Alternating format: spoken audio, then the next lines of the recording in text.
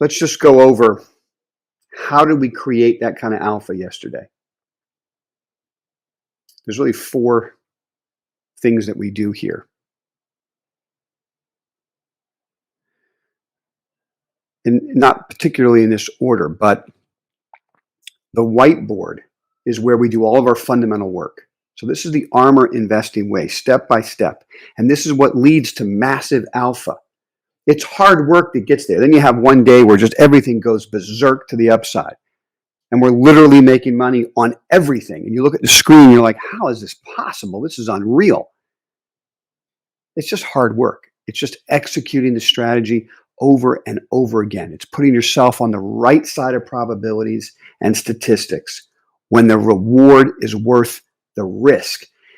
I know I say that over and over again, but I want to help you understand why I say that.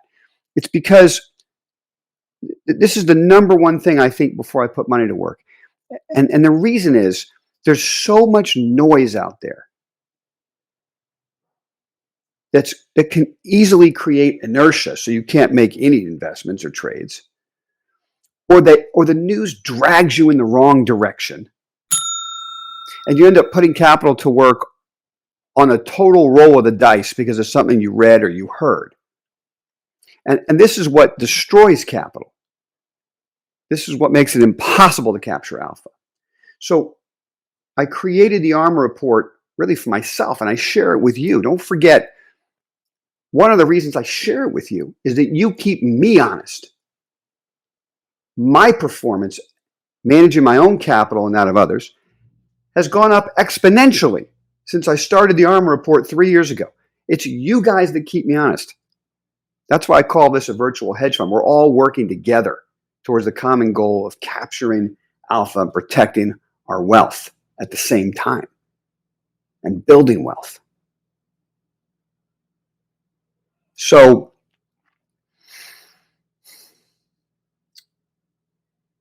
in order to get to that place yesterday, we've got to take this process where we work real hard on fundamental research and gathering information, but we don't just put those stocks in the portfolio because we like something. That's another major pitfall. A lot of people use their portfolio as a whiteboard. Hey, this is a good idea. Let's throw it in there, lose money. Right? It's not a way to run money. You put it on the whiteboard and you do research and you keep doing it exhaustively to make sure the name should stay on the whiteboard. Some say it stays on the whiteboard and the asset drops 50% in value. Great, it's on the whiteboard, drop it 50%, not in your portfolio, right? So then there's step 2. We look for the algorithms and the overarching strategy of how to execute. And I'm going to go over with you in a minute really part of what led to the explosions yesterday. It's number 1, the ARMR algo gives us the entry point into the stock or the ETF or the market. But number 2, it's basic technical analysis that I want to share with you on some of my favorite chart patterns that can lead to this kind of success. So going back to that theory of put yourself on the right side of probability when reward's worth the risk. What that really means is get rid of all the noise around you, do your research, put it on the whiteboard, make sure you like the idea. Use algorithms to tell you when to enter the position. Use technical analysis, which is the study of price action between buyers and sellers. I know a lot of people over my years, a lot of fundamental guys, a lot of value guys like to scoff at technical analysis. Well, it doesn't mean anything. They just don't understand the basics of supply and demand. It's not really an argument. It's just a basic supply and demand. When the sellers run out of supply and the buyers take over, the price goes up. There's 3 books you need to read if you want to get real good at that. Candle Power, so you understand candlestick charting. Technical Analysis of the Futures Market, it used to be called. I think there's a new name for it now. Technical Analysis of the Financial Markets may be the name of the book, I think, by John Murphy. Right? And the Investor's Business Daily, William O'Neill wrote a book, How to Make Money in Stocks. Those 3 books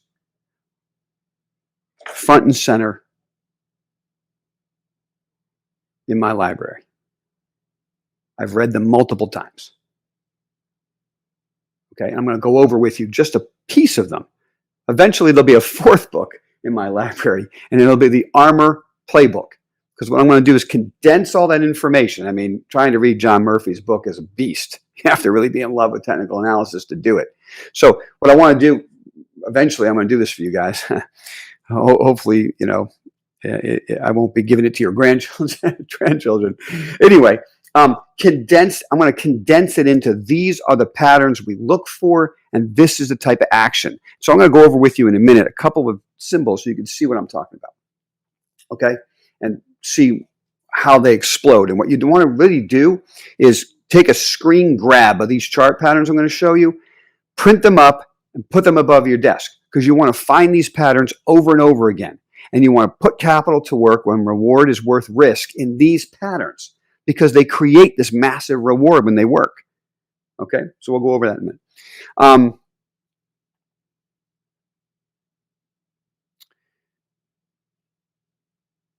The other piece, there's 4 pieces to what we do. Build the whiteboard, use the execution strategies, risk manage. We got to keep risk managing. I change the portfolio a lot for the ARMR growth portfolio. It changes a lot. In some markets, it doesn't change that much. You're in a grind higher, risk monitor green, positive gamma market. You don't have to make a lot of trades. You put the trades on, they start working, they just keep grinding higher. You just sit back and watch. In this market, volatility is fierce. Markets are, have been, they implode. So there's a lot of risk management going on. So for those of you who are new to the ARMR Report and you're like, oh my God, we're trading a lot. It's just the market we're in. I can't help that, right? When the market changes, the experience will change. So risk management's key. And a subtle thing that I think individuals miss when it comes to managing risk. What do I mean by managing risk? Stop losses, protecting yourself. Put a trade on yesterday, it's not working. Get out immediately. Don't sit and think about it. Don't let your ego get in the way. Oh, I shouldn't do. I just bought it yesterday. Maybe blah, blah, blah, blah. And all that does is lose money. But the second thing that it does that's even more detrimental to net worth growth is that you're not shifting the assets to the part of the market that's making money.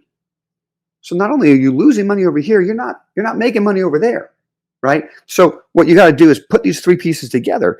Risk manage. You hit stops. You refocus those dollars into the part of your portfolio. As my dad likes to say, you lean into your success. You lean into it.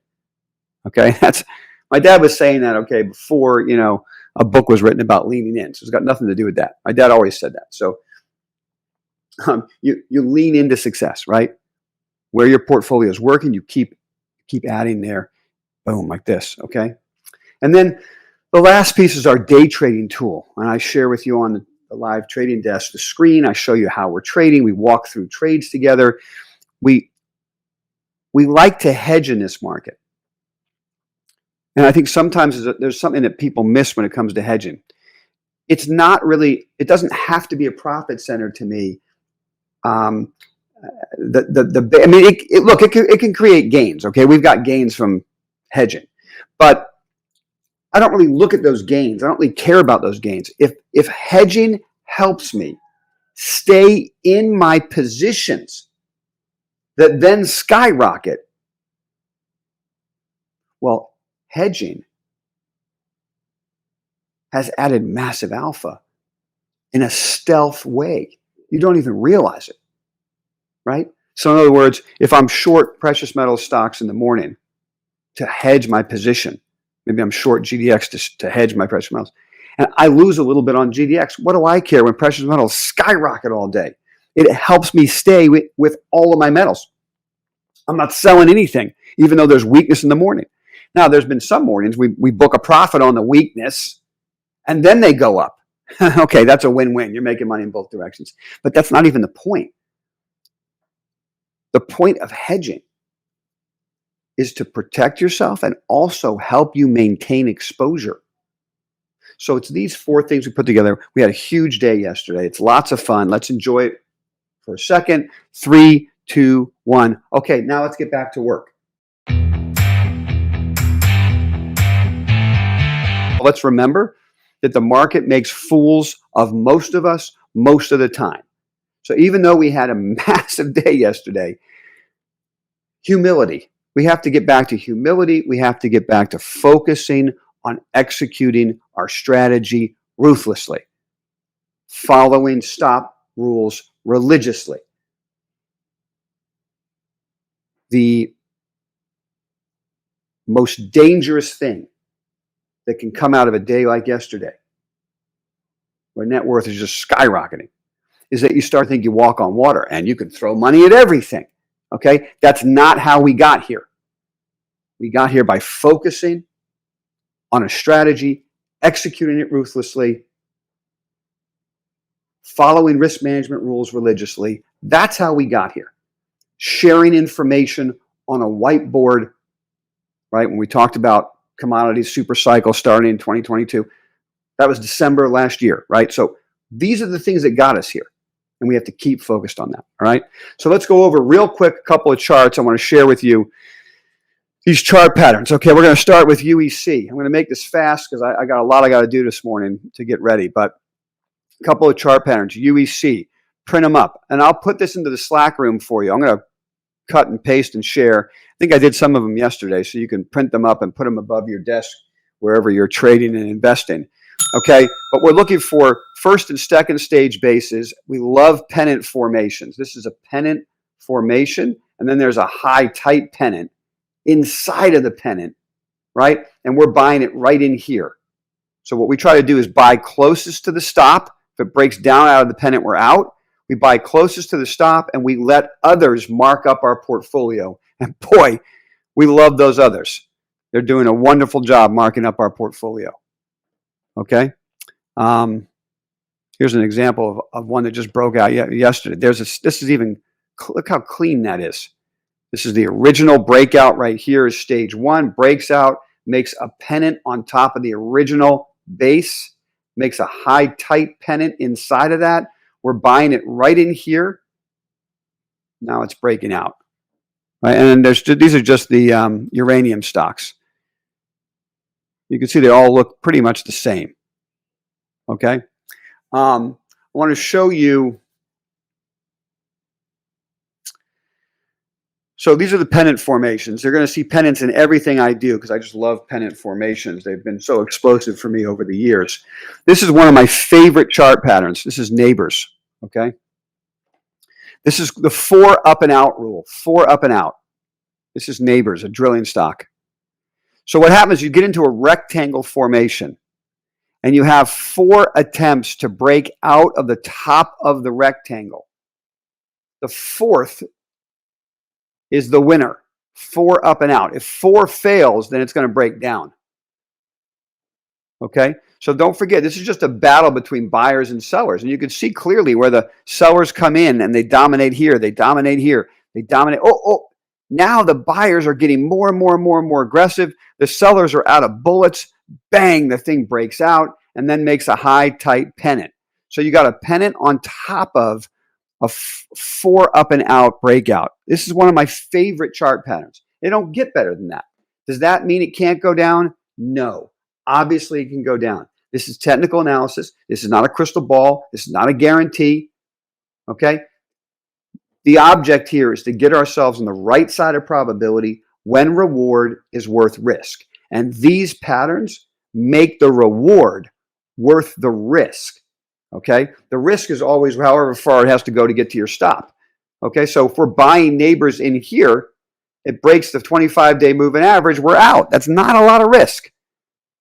Versus the reward of this breakout and this pattern, technical analysis, the basic rule of thumb says, however big the base is horizontally, you turn it vertically to get a price target of how high the stock should go off of that base, which is obviously off the screen. And it could take months to get there.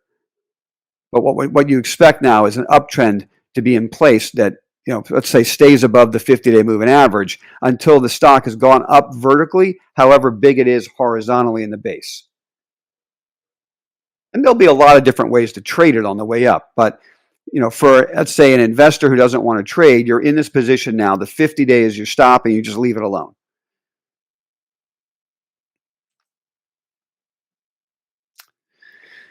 Okay? I'll give you an example of another rectangle like that. There's Newmont. So you can see this is all over our portfolio. Rectangles, high tight pennants, breakouts. I wanted to show you one more, if I can remember what it is. So many names I'm looking at.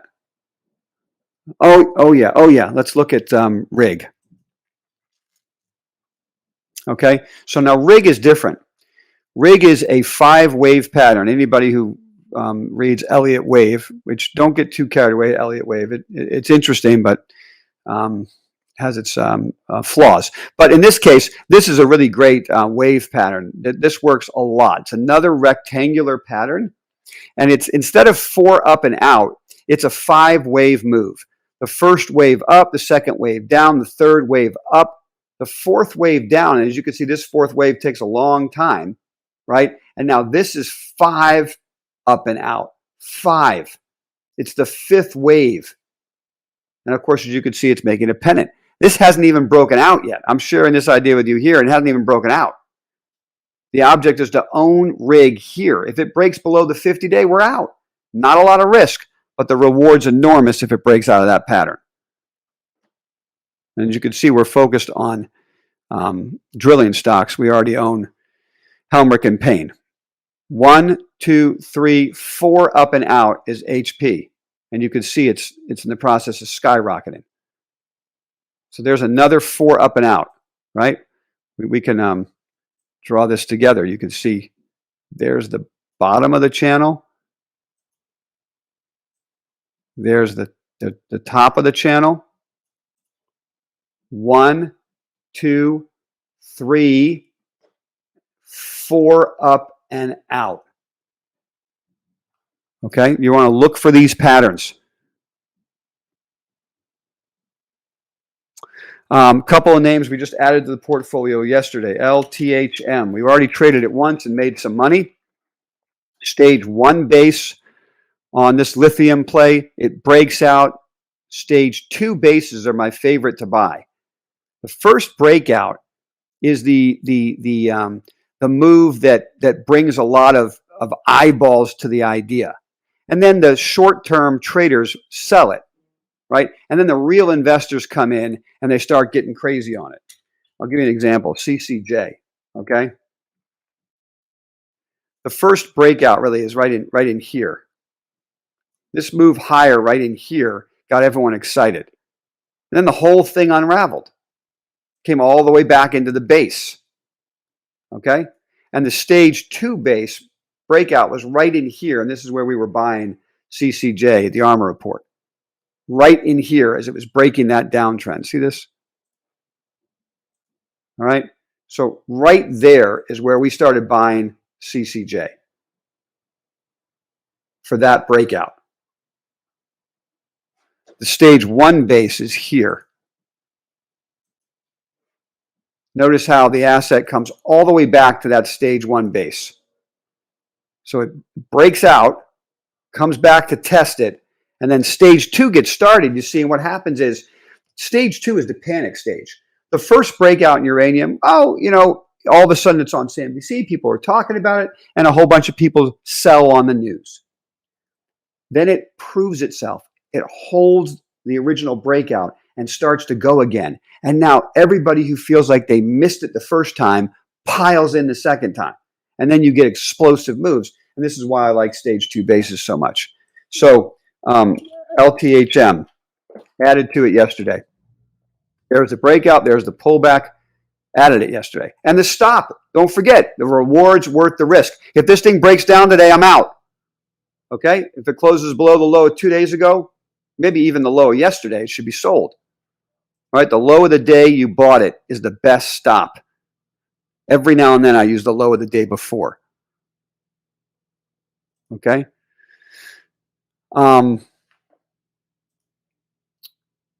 We also added CENX to the portfolio. Notice how we're leaning into commodities. Look at Century Aluminum. Clear stage 1 base, blowout, pennant formation, buying at the bottom of the pennant. So our risk is minimal, breaks down, we're out. Really, if it takes out the low yesterday, I'm out.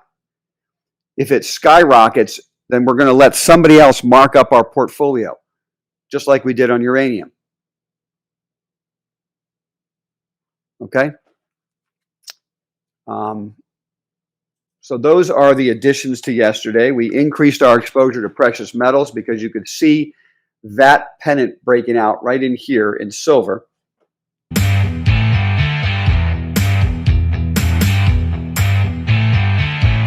All we're doing here at the ARMR Report is executing a strategy we put in place about 4 or 5 months ago. We bought first the big cap gold and silver stocks right near the low. Okay? As an example on Newmont. Okay? We were buying Newmont down here in the bottom of the rectangular structure because the reward was worth the risk. Had it broken down out of the rectangle, we'd be out. So our risk was minimal. As you can see, the reward is significant.